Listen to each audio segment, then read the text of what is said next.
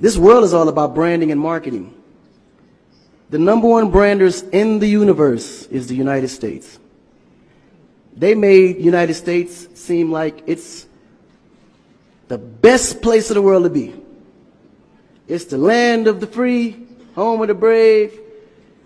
I go there to find and chase my dreams. We have to be able to tell our own stories.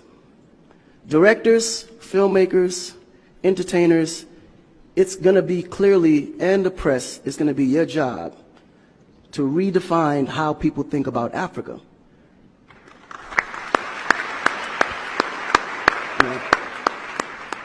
Because you're here, you see what's going on. You clearly can see in a vivid picture the good, the bad, and the ugly. What you choose to put out there is what the world is going to get. Because I can tell you right now, in Chicago alone, there's more people dying in Chicago than there was in the war in Iraq. But you would never see that. There's a lot of things that's happening in the U.S. that you would never see because they choose to show you what they want you to see for...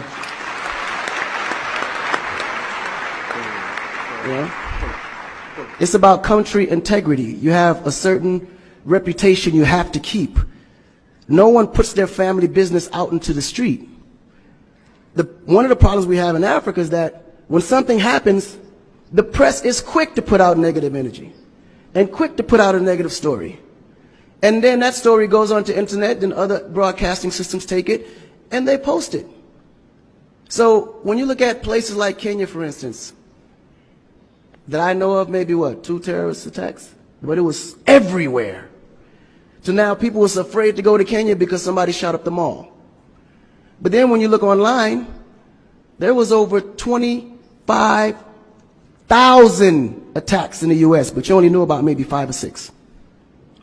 So we have to really rebrand. And then when you look at how the world perceives Africa, they're right. You know, you see zebras, lions, tigers, bears. Oh my. You get to the point where you think Africa's just a big jungle.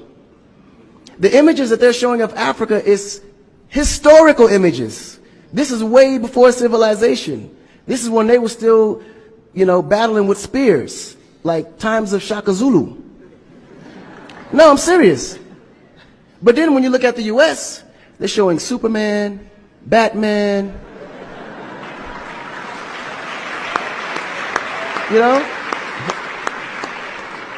Where is our Superman? Where is our, Shaka Zulu should be a superhero today. Really. So we have to tell our own stories. I mean, even Jesus is white.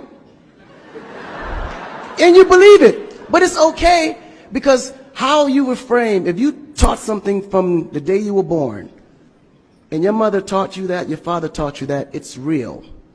You never look at your mom and your dad as liars. But their mother and father taught them the same thing, because that's the kind of history that's put out for them to believe.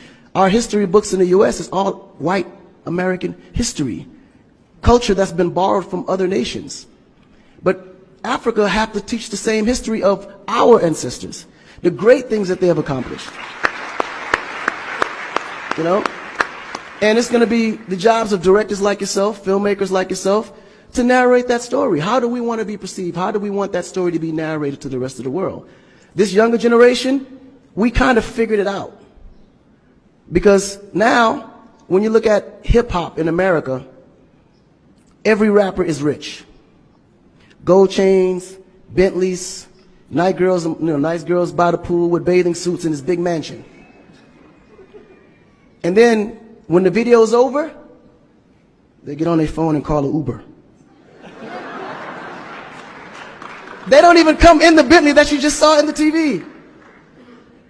But you go to Nigeria, we got Wizkid, Davido, P-Square, all these guys driving a Bentley, Mercedes. They actually own those cars. That's the difference. But if we don't translate that, they will never know. They think we're going to leave the shoot and go home on a horse or a zebra. Because that's what they know. This is why African Americans are so afraid of Africa. You mention Africa, they start shaking. There's so much fear. They don't know how to translate that.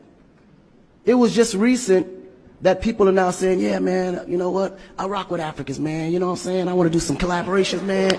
Yo, man, I need an Afrobeat remix, you know what I'm saying? But before, they be like, man, I don't know that dude. I'm not putting him on my record.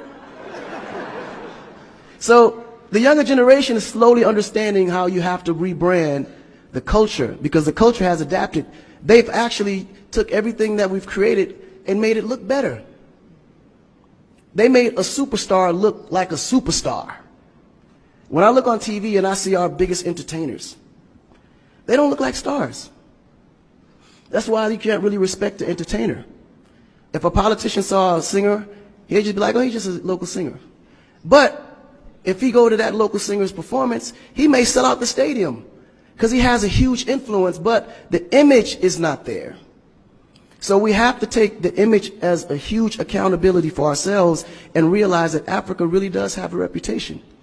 But if we allow our stories to be told, our stories will be told according to their agenda on what they need to be able to benefit from Africa. So we have to tell our story so we can be able to understand how we can utilize that story to benefit for our agenda. You know? So in closing, this job is for the entertainers, the filmmakers, the reporters, and anyone that creates content. We have to rebrand. And we have to rebrand it in the way that we see it and tell the story to where they can understand it, feel comfortable, and want to come here and invest.